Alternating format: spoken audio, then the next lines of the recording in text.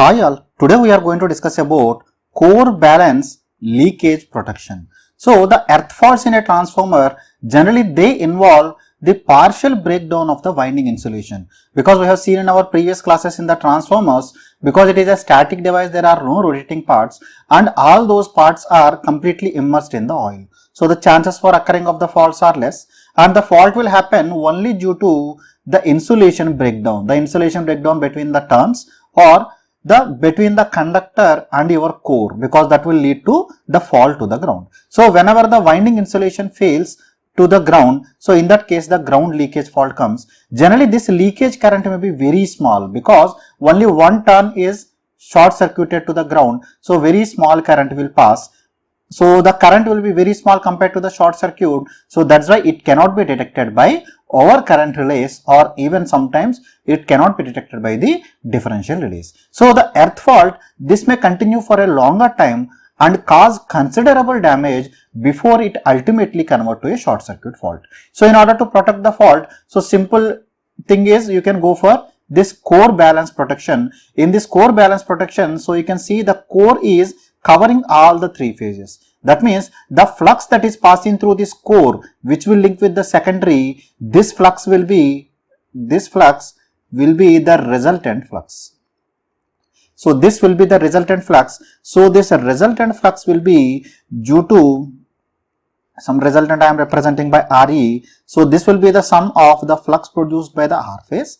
Similarly, flux produced by the Y phase and flux produced by the B phase. This will be vector sum of or phasor sum of these three things. Or because we know this flux is in turn produced because of the primary current, so we can tell that the secondary current, the current that is induced in the secondary side, this I2 is proportional to the sum of the current passing through the R phase plus Y phase plus the current passing through the B phase. So if you are taking the three currents, so under normal operating conditions or phase to phase faults, the currents are always displaced by 120 degrees. So this is my current IR, this is my value of IY, and this is my value of IB. So under normal conditions, the vector sum of these three current, any instantaneous value, because at any instant if one or two are positive, third will be the negative, or instantaneous sum of these values will be always equal to 0. Even if some phase to phase fault comes, in that condition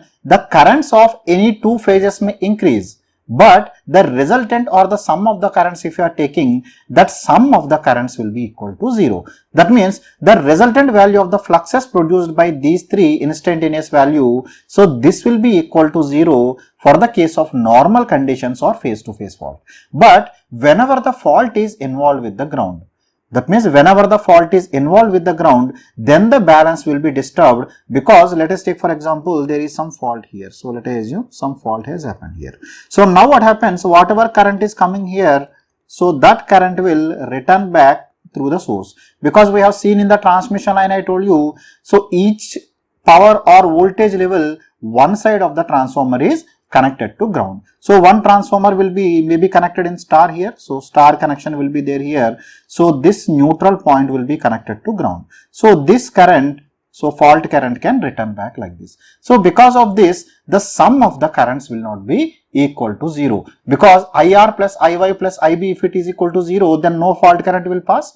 Because there is a fault current, that means the sum of the three currents is not balanced. So that imbalance passes the flux through this core, and that is converted to the current in the secondary and detected by your relay operating coil. So now your relay operating coil will operate, so that will trip your drip coil. So generally the relay operating coil that is used will be the earth leakage type. That means it will generally have a current setting of 20% current setting will be used. That means here the current setting that is used is 20% current setting is used. So 20% current can operate your relay, because generally the earth fault that happens will be very less. If you are going for less than 20%, it creates the problem. So these things I have already discussed in electromagnetic relays, why it is not less than 20% is adopted. So you can please refer there for the details. So I am summarizing this. This consists of three primary conductors surrounding by the magnetic circuit of a current transformer,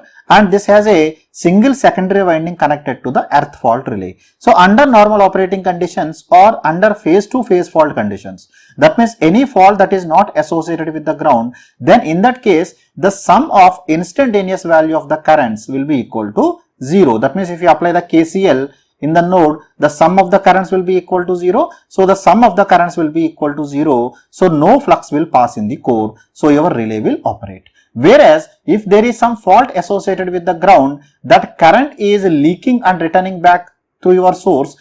So that's why the imbalance in the current comes. In that case, that imbalance is detected by your relay and your relay will operate. So major disadvantage of this relay is it can easily detect the values of the ground faults, but it cannot detect the phase to phase fault, because under phase to fault conditions also this sum of the currents will be equal to 0. So your relay cannot operate. So this disadvantage can be overcome by combining this earth fault or leakage relay with the phase to phase fault relay. So that thing we are going to discuss in the next class. So I hope everything is clear up to now. If you still have any queries, you can leave your comments in the comment section below. I will answer to your queries from there. Thank you very much.